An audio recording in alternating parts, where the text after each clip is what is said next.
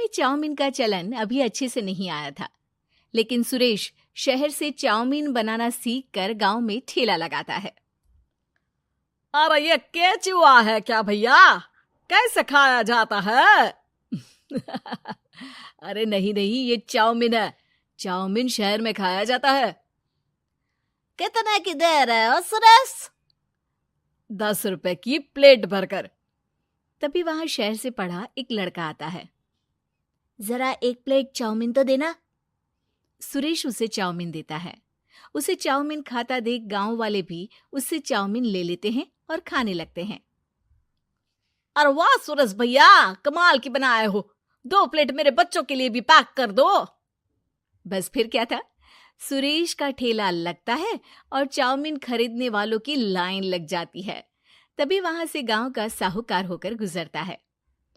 और ये क्या भीड़ लगी है? लगता है झगड़ा हो गया है गांव में। चलूं मैं अभी तो मजे ले लूं। अरे कहाँ है, इतनी भीड़ लगी है यहाँ? लड़ाई हो गई है क्या? अरे साहूकार साहब, ना ना ना, कोई लड़ाई ना हुई है। ये तो सुरेश की दुकान है चाउमीन की। हम लोग चाउमीन खाने आए हैं, आप भी खाइए ना। साहूकार चाउमीन खाता है और सुरेश की तरफ देखता है, जो सारे दिन के पैसे गिन रहा होता है। अरे सुरेश, क्या लागत है इस काम की?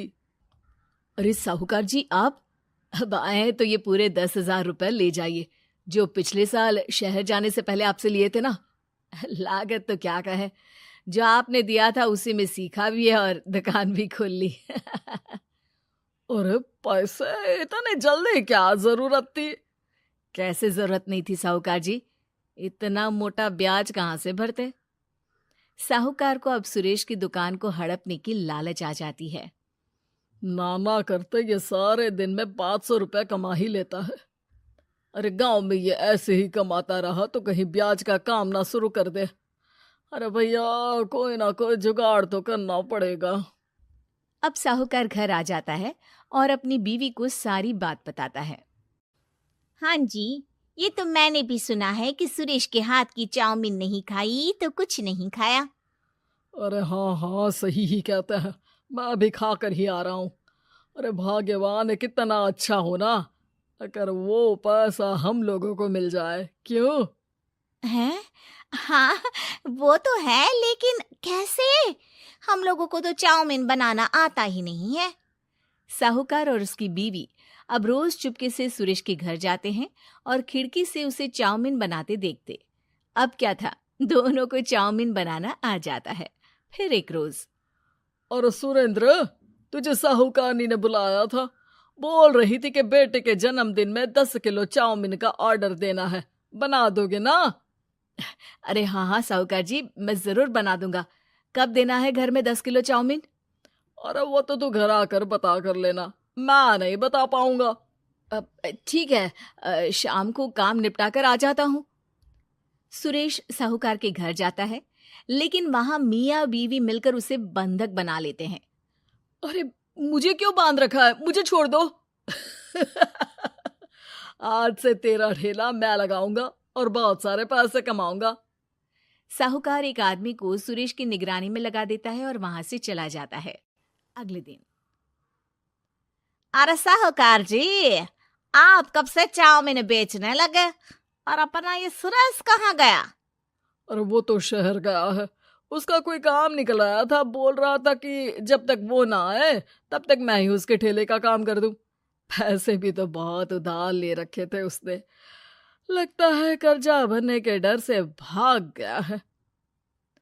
अरे पर वो तो बोल रहा था कि उसने सारा कर्जा उतार दिया है, और वो क्यों भागेगा? इतना तो कमा रहा था।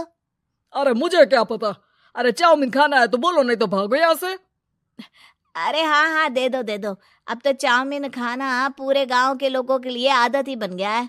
ना खाओ तो नींद ना आए। हाँ हाँ, तो लो और निकालो 50 रुपए। 50 रुपए क्यों? सुरेंद्र तो 10 रुपए में देता था। अरे वो पागल था, मैं थोड़ी ना हूँ। गांव वाले, जिनको चाउमीन की लत लग गई थी, वो करते भी क्या। दे दो और ये लो 50 रुपए। लेकिन फिर साहूकार उन लोगों को प्लेट में थोड़ी सी चाउमीन रख देता है।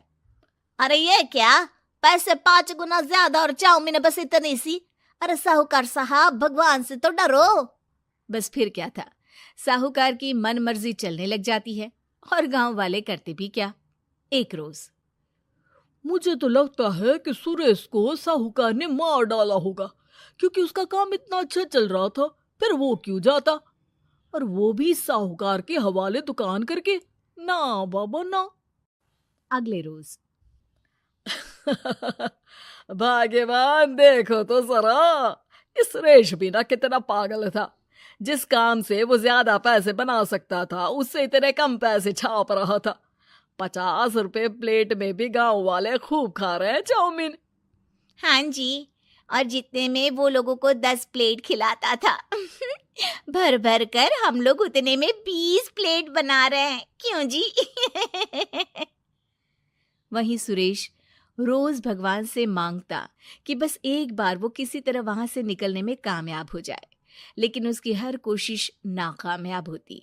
फिर एक दिन, अरे भाग्यवान, ऐसा कुछ करो कि चाउमीन बनाने का खर्चा आधा हो जाए, जिससे हम लोगों को और मुनाफा हो। ना जी, मुझे तो कोई तरकीब ना सूझ रही। अरे सुनो, एक काम करते हैं, चाउमीन बनाने में जो सब्जी लगती है वो मंडी में लेने तुम देर रात चली जाना। तब तक वो सारी सड़ी गली सब्जी जो दुकानदार वहीं फेंक जाते हैं, वो उठा कर ले आना फ्री में। अरे वाह जी वाह, आप तो बहुत समझदार हैं जी। बीवी वैसा ही करती है, लेकिन अब लोग चाउमीन खाते तो मुंह बनाकर। फिर एक बार, अरे राम राम राम, ये पेट में दर्द काहे हो रहा है? आई, आई, आई, आई, आई। हाय रे हाय, मेरा भी पेट दर्द के मारे फटा जा रहा है। सभी को शक हो जाता है कि उन लोगों को चाउमीन खाने से ही ये बीमारी हो गई है। वहीं दूसरी तरफ जो आदमी सुरेश की निगरानी कर रहा था, वो सो रहा होता है और मौका देखकर सुरेश वहां से भाग जाता है। सुरेश गांव वालों के पास जाकर उन्हें सब कुछ बता देता है। बस अब क्या था, साहूकार के घर पुलिस पहुंच जाती है। चलो, तुमने गांव के लोगों को खराब सब्जी वाली चाउमीन खिलाकर बीमार किया और सुरेश को बंधक बनाया। तुम्हें इसीलिए हम गिरफ्तार कर रहे हैं।